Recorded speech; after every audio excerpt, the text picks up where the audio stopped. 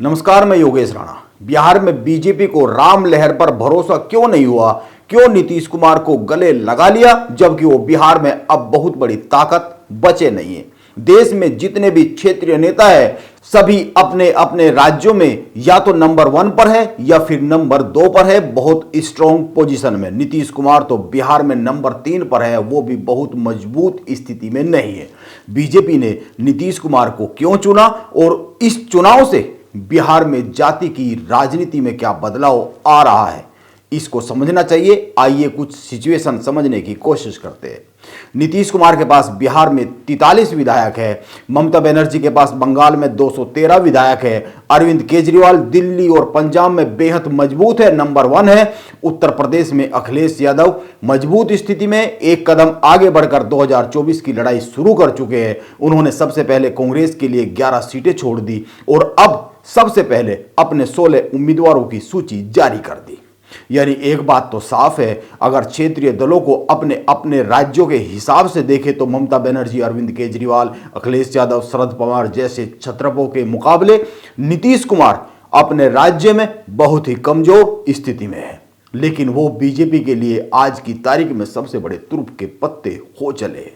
अगर 2019 के लोकसभा चुनाव से तुलना करें तो बीजेपी महाराष्ट्र, बंगाल, कर्नाटक, दिल्ली, पंजाब में अभी भी चिंता में दिख रही है।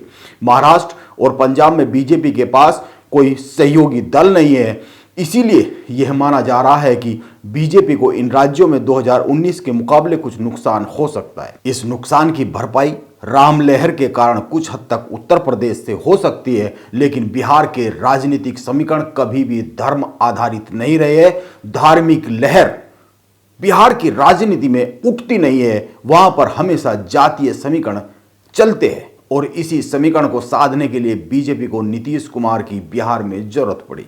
बिहार में बीजेपी अभी तक चिराग पासवान, पशुपति पारस और उपेंद्र कुशवाहा के दलों के भरोसे थी, लेकिन नीतीश कुमार के विरोधी खेमे में रहते हुए ये दल लोकसभा चुनाव में उतनी अच्छी परफॉर्मेंस नहीं दिखा पाते जितनी बिहार में बीजेपी के लिए जरूरी है। बीजेपी को बिहार में 40 में से पिछले चुनाव की तरह अधिक से अधिक सीटें चाहिए। पिछली बार 40 में से 39 सीटें एनडीए के पास थी।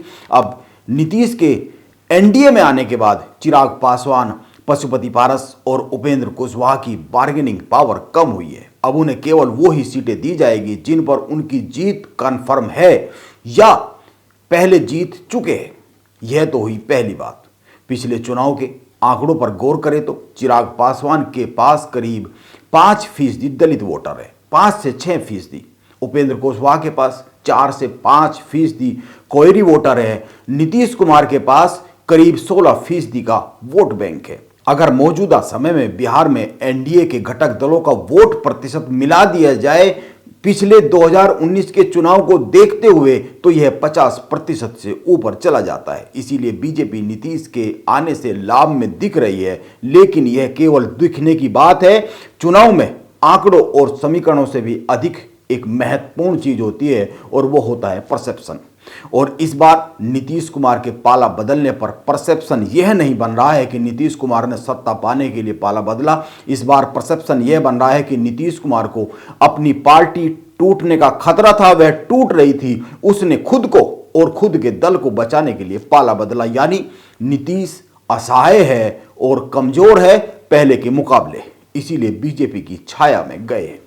परसेप्शन यह बन रहा है नीतीश कुमार बीजेपी में आकर भी खत्म हो रहे हैं और अगर नहीं आते तो तेजस्वी यादव के पास रहकर भी खत्म हो रहे थे।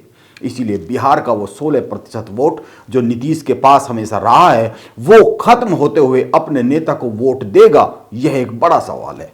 मौजूदा बिहार की राजनीति में वैसे भी नीतीश कुमार ने जब जब पाला बदला है वो कमजोर ही हुए हैं। आप पुराने आंकड़े उठाकर देख लीजिए। आप 3 बातों पर गौर कीजिए। एक, तेजस्वी से नीतीश का टकराव यह था कि तेजस्वी यादव की राजनीतिक हैसियत बिहार में बढ़ने लगी थी। इससे तेजस्वी के पिता लालू यादव को लगने लगा था कि उनका बेटा मुख्यमंत्री बन जाएगा। इसके लिए उन्होंने नीतीश कुमार को एक जरिया बनाया और जरिया बनाकर वादा लिया कि नीतीश केंद्र की राजनीति में जाएंगे और तेजस्वी को बिहार की सत्ता सौंपेंगे। और दूसरी बात, नीतीश कुमार कहने भर के लिए कहते रहे हैं कि वो प्रधानमंत्री पद का चेहरा नहीं बनना चाहते हैं। उनके सारे प्रयास इसी दिशा में रहे हैं। वो केंद्र की राजनीति में एक बड़ा चेहरा बनना चाहते थे। उन्हें लगता था कि लालू यादव उनकी इस मनोकामना को पूर्ण करने में मदद करेंगे, लेकिन ऐसा होता हुआ नहीं दिखा और तेजस्वी यादव को मुख्यमंत्री बनाने का दबाव नीतीश कुमार पर बढ़ने लगा। यह कोई अब छिपी हुई बात नहीं है। अब तीसरी बात पर आते हैं। नीतीश को पहले भय था कि उनकी पार्टी को बीजेपी महाराष्ट्र में शिवसेना की तरह तोड़ देगी।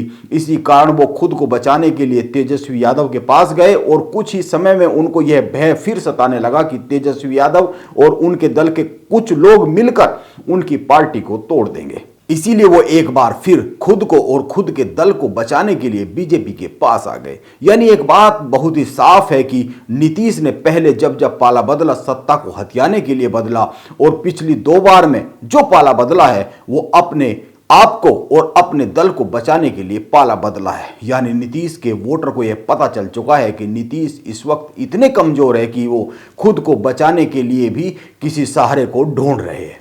पहले तेजस्वी यादव को सहारे के तौर पर ढूंढा और अब नरेंद्र मोदी में उस सहारे को तलाश रहे हैं। आप खुद ही सोचिए, नीतीश का वोटर उनको तभी तक वोट करेगा जब तक उनको यह एहसास रहेगा कि नीतीश सत्ता के लिए पाला बदलते हैं। उनके नेता राजा है और राजा रहने के लिए ही दांव पे चलते हैं, लेकिन जैसे ही नीतीश के वोटर को यह एहसास हो जाएगा कि वो भयभीत है और खुद के वजूद को बचाने के लिए आजकल जोड़ तोड़ में लगे हुए हैं, पाला बदल रहे हैं, तो क्या वो नीतीश को छोड़ नहीं देगा?